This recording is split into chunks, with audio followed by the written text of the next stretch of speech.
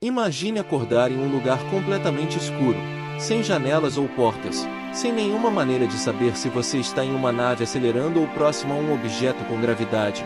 Não há nenhum objeto ao seu alcance e o teto é tão baixo que você não consegue pular. Em determinado momento, faça uma pergunta simples. Quanto tempo passou desde que você acordou até agora? Essa é a pergunta que todos gostariam de responder, mas infelizmente não há maneira de saber sem referências externas como luz do dia, relógios ou qualquer outra forma de medição do tempo. Em um ambiente tão desconhecido e limitado, o conceito de tempo torna-se abstrato e indefinido.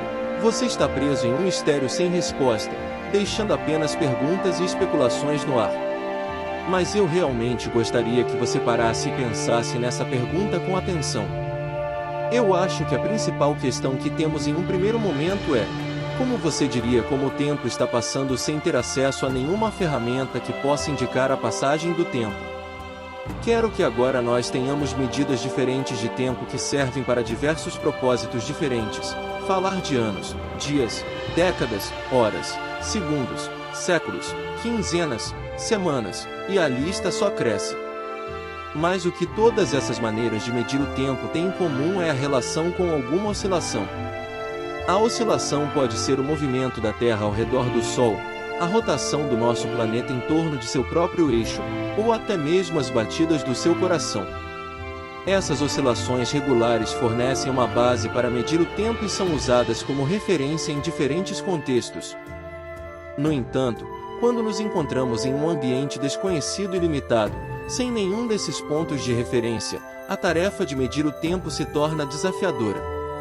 É como se estivéssemos perdidos em um mar de incerteza, incapazes de determinar com precisão a passagem do tempo.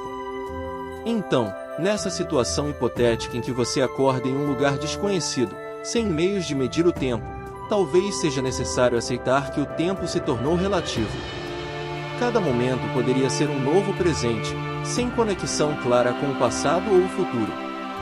Nesse ambiente peculiar, pode ser uma oportunidade para explorar a nossa própria percepção do tempo e a nossa capacidade de viver o momento presente.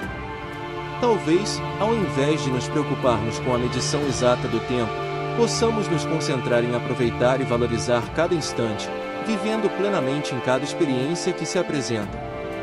No final das contas, o tempo é uma construção humana para nos ajudar a organizar e compreender o mundo ao nosso redor. Em situações inusitadas, como a descrita, é uma oportunidade para questionarmos e refletirmos sobre a natureza do tempo e como ele afeta a nossa percepção da realidade. No mundo em que vivemos, usamos unidades de tempo para nos orientar. Por exemplo, o ano é marcado quando a Terra completa uma volta ao redor do Sol. O dia é o período em que a Terra faz uma rotação completa em torno de seu próprio eixo. Para medir as horas, dividimos o dia em 24 partes iguais. Os meses são definidos como uma quantidade de dias, o que significa que um mês com 30 dias corresponde à Terra completando 30 voltas ao redor de si mesma. Segundo, é uma unidade de tempo curiosa, pois está associada a uma oscilação encontrada na natureza. No passado, o segundo era definido como um dia dividido em 86.400 partes. Hoje em dia, temos uma definição mais precisa para o segundo. Ele é baseado na oscilação de um átomo de césio, que vibra uma quantidade específica de vezes em um determinado intervalo de tempo. Essa medida extremamente precisa nos permite contar o tempo de forma mais acurada. É interessante pensar como essas unidades de tempo que usamos no nosso cotidiano estão intrinsecamente ligadas aos movimentos da Terra e às oscilações presentes na natureza.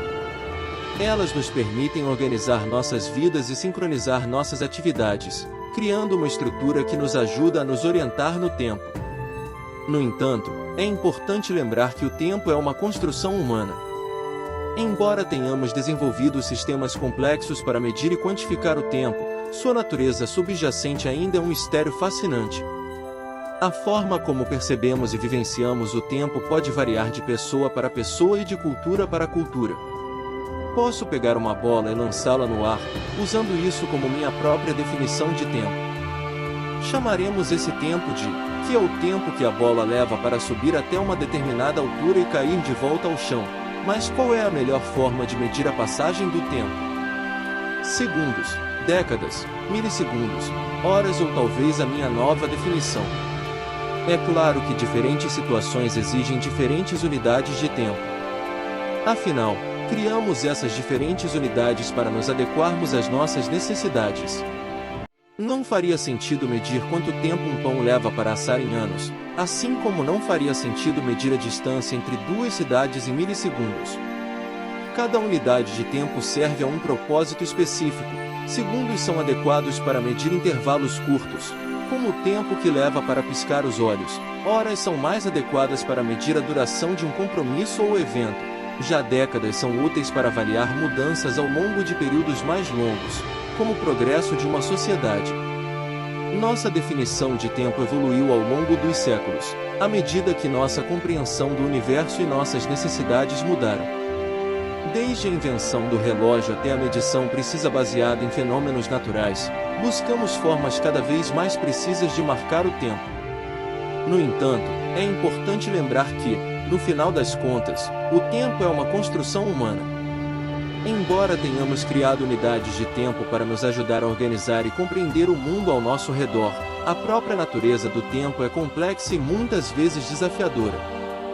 Independentemente da unidade que escolhemos para medir o tempo, ele continua a ser uma parte fundamental de nossa existência.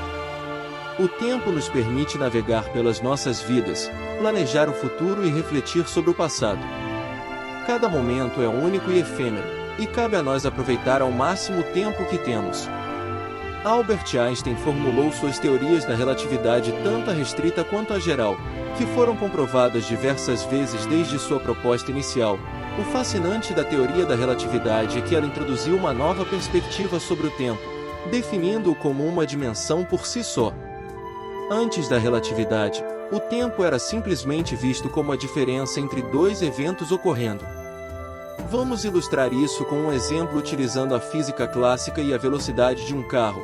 Na física clássica, a velocidade de um carro é medida em relação a um observador estacionário, que considera o tempo como uma entidade absoluta e universal. Nesse contexto, o tempo é visto como algo que flui de forma constante e independente dos eventos que ocorrem. No entanto, com a teoria da relatividade, a noção de tempo absoluto é desafiada. Segundo a teoria, o tempo é afetado pela velocidade e pela gravidade. Por exemplo, se um carro se move em alta velocidade próximas à velocidade da luz, o tempo é percebido de maneira diferente para um observador na Terra em comparação com um observador no carro. Isso ocorre porque a teoria da relatividade postula que o tempo pode ser dilatado ou contraído dependendo da velocidade relativa entre os observadores. Portanto, não podemos mais considerar o tempo como uma entidade universal e independente, mas sim como algo que varia dependendo das circunstâncias e do referencial escolhido. Tempo é absoluto, ele permanece sempre constante em todos os lugares. Isso significa que não há necessidade de se preocupar com ele. Essa ideia também se aplica a outras áreas da física, como o eletromagnetismo e a mecânica quântica, onde o tempo pode ser considerado algo externo. No entanto, na teoria da relatividade, essa perspectiva é completamente transformada. Na teoria da relatividade, o tempo é concebido como uma dimensão intrínseca do universo, tornando-se algo mais do que simplesmente uma medida. Assim como o espaço, o tempo é visto como uma dimensão fundamental. Enquanto podemos experimentar diretamente as três dimensões espaciais ao observar objetos e perceber sua forma, altura e largura, o tempo se torna uma dimensão adicional que está entrelaçada com o espaço. Ficam ainda em aberto essas indagações, cujas respostas permanecem desconhecidas. Agora, lanço uma última questão para que vocês a debatam nos comentários. Quando o universo alcançar a entropia máxima e ocorrer a morte térmica, o que acontecerá com o tempo?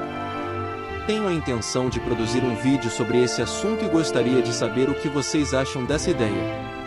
Agradeço imensamente e até a próxima oportunidade.